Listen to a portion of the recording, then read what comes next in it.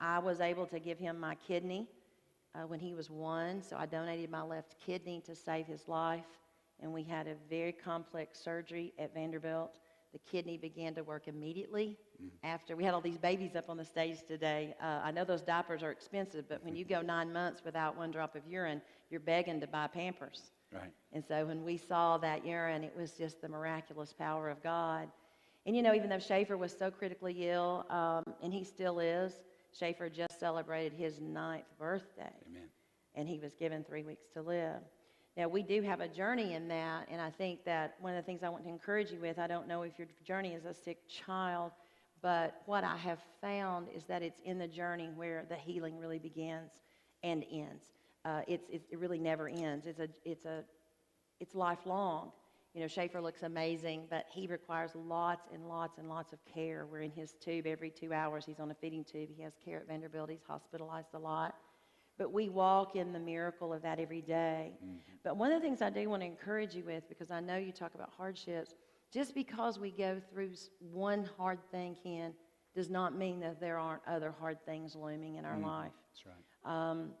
Just recently, I was diagnosed with cancer and had cancer surgery 3 months ago. And it was almost like we'd been in a good place for a while. We hadn't had a lot of hospitalizations, and we just thought, you know, hey, we're kind of coasting. And then the Lord really grabbed us again with another severe medical emergency. And all I did was try to encourage my children. You know, when you've got 5 children and they're thinking, oh, now Mama's back at work. Now Mama's not going to be at work, and is Mama going to lose her job? At first, they really thought it was in the lymph nodes, and we might be looking at something very, very serious.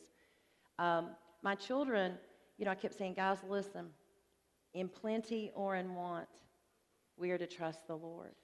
And one of the things that I like to say, that true contentment, Ken, is when you don't want to switch lives with anybody, no matter how hard your circumstances may be.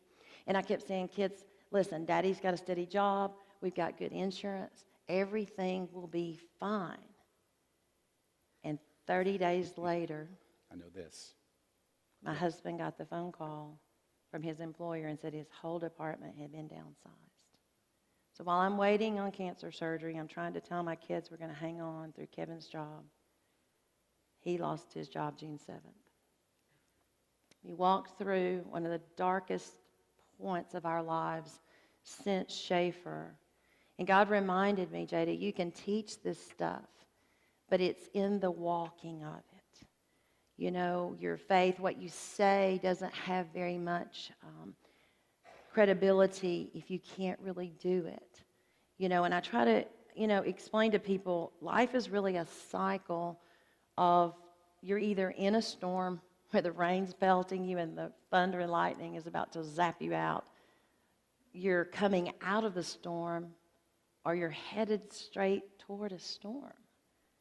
And that doesn't sound very motivational.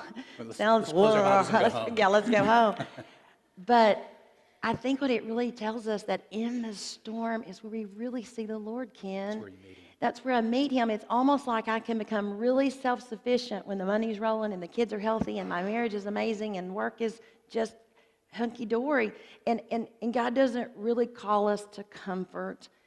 One of the things I've learned is that he really calls us to holiness.